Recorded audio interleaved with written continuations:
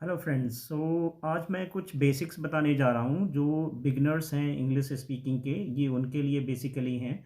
अगर ये उनको फॉलो करते हैं तो काफ़ी इम्प्रूवमेंट होगी और काफ़ी ईज़िली वो इंग्लिश को सीख पाएंगे। तो फर्स्ट ऑफ ऑल पहला है फर्म डिटर्मिनेशन। उनको प्रॉपर तरीके से ये डिसाइड करना पड़ेगा कि वो इंग्लिश सीखना चाहते हैं। अगर वो फर्म डिटरमाइन नहीं होंगे तो फिर काफ़ी चैलेंजेस आएंगे और वो प्रॉपर तरीके से उसमें प्रोग्रेस नहीं कर पाएंगे। दूसरा, रिमूव हेजिटेशन। उनको जो अपनी हेजिटेशन है वो हटानी पड़ेगी, क्योंकि इंग्लिश हमारी कोई नेटिव लैंग्वेज नहीं है, तो इसमें काफ़ी सारी मिस्टेक्स होती हैं बिगनिंग में। तो उनको उन्हें समझना पड़ेगा और धीरे धीरे उस पर प्रैक्टिस करनी पड़ेगी, जब ही उसमें इम्प्रूवमेंट आएगा। Speaking regularly. उनको डे टू डे बेसिस पे जो कम्युनिकेशन है इंग्लिश में वो अपने सर्कल में करना पड़ेगा, जिससे कि वो उसको प्रॉपर तरीके से अपने लाइफ में इम्प्लीमेंट कर पाएँ। और जब वो रेगुलर बेसिस पे उसे करेंगे तो इम्प्रूवमेंट बिल्कुल पूरी तरीके से आएगा। Reflect on conversation. अब जब भी अगर वो क्या करते हैं, जब भी वो देखेंगे लोगों को बात करते हुए, जैसे कई यूट्यूब या जो भी अदर साइट्स हैं जहाँ पे ब्लॉग्स या वीडियोज़ अवेलेबल होते हैं, और वो लोग कम्युनिकेट करते हुए लोगों को देखते हैं और उसके बाद उसी को इमिटेट करते हैं, तो उससे काफ़ी इम्प्रूवमेंट आता है। फिर है लिसन और स्पीक।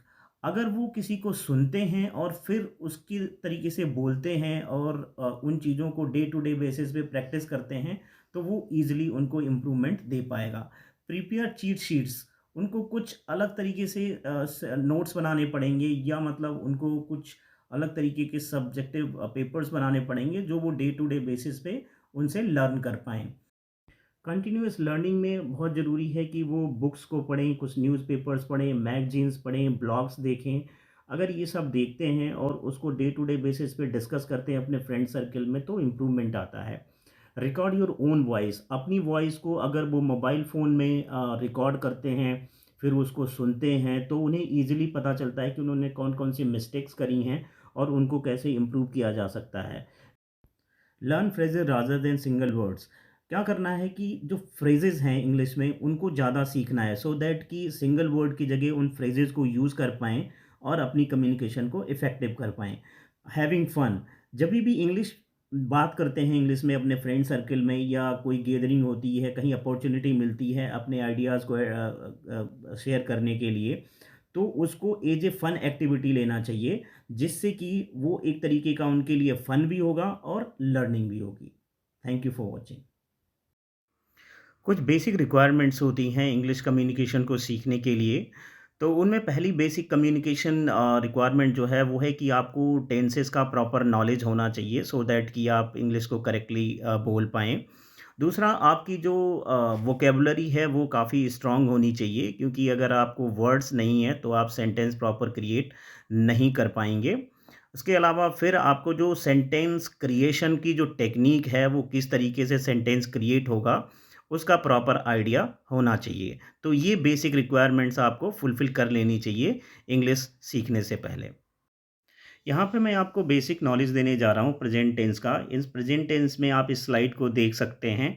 इसको 4 डिफरेंट कैटेगरीज़ में डिवाइड किया गया है, और यहाँ पे आपको प्रॉपर तरीके से ब्रीफ किया गया है कि कौन-सी हेल्पिंग वर्ब किस टेंस में यूज़ होगी।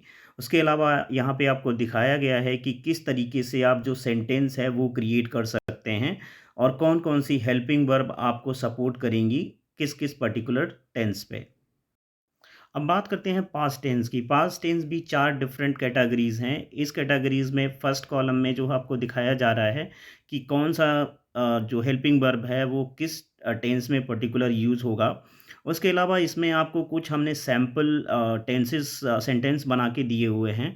तो ये आपको बेसिक हेल्प करेंगे आगे के जो भी सेंटेंस आप क्रिएट करना चाहेंगे उस बेस पे। यहाँ पे फ्यूचर टेंस की बात करते हैं। जैसे कि आपने प्रीवियस 2 टेंसेस की स्लाइड्स देखी हैं, उसी तरीके से ये थर्ड स्लाइड भी आपके लिए प्रिपेयर की गई है, जिसमें आप देख सकते हैं कि जो सेकंड आपकी जो रो है उसमें आपका जो सब्जेक्ट है, जो हेल्पिंग वर्ब है, जो प्रेडिकेट है, वो सारी इन्फॉर्मेशन दी गई है, और वहाँ पे आपको प्रॉपर बताया गया है कि किस तरीके से आप जो सेंटेंस है वो फॉर्मेट कर सकते हैं। क्योंकि सेंटेंस फॉर्मेशन एक आर्ट है, और आप वो तभी कर पाएँगे जब आपको ये बेसिक ग्रामर का नॉलेज होगा। इसमें आपको कुछ हमने सैंपल सेंटेंसेस बना के दिखाए हुए हैं। आप इन्हें गो थ्रू कर सकते हैं, जिससे कि आप मोर कॉन्फिडेंट फ़ील करेंगे और आप ईज़िली जो सेंटेंस है, वो क्रिएट कर पाएँगे। फ्रेंड्स, जैसा कि मैंने आपको ब्रीफ आइडिया दिया हुआ है कि किस तरीके से आप जो है वो अपनी कम्युनिकेशन इम्प्रूव कर सकते हैं। उसके अलावा मैंने आपको कुछ टेंसेस का नॉलेज दिया है जो कि बेसिक रिक्वायरमेंट है बिगिनर्स के लिए। आप प्लीज़ इसे गो थ्रू करिए और अपनी जो जर्नी है लर्निंग की उसको आप स्टार्ट करिए। मेरी कोशिश रहेगी कि मैं कुछ और बेटर आपके लिए कंटेंट प्रिपेयर कर पाऊँ।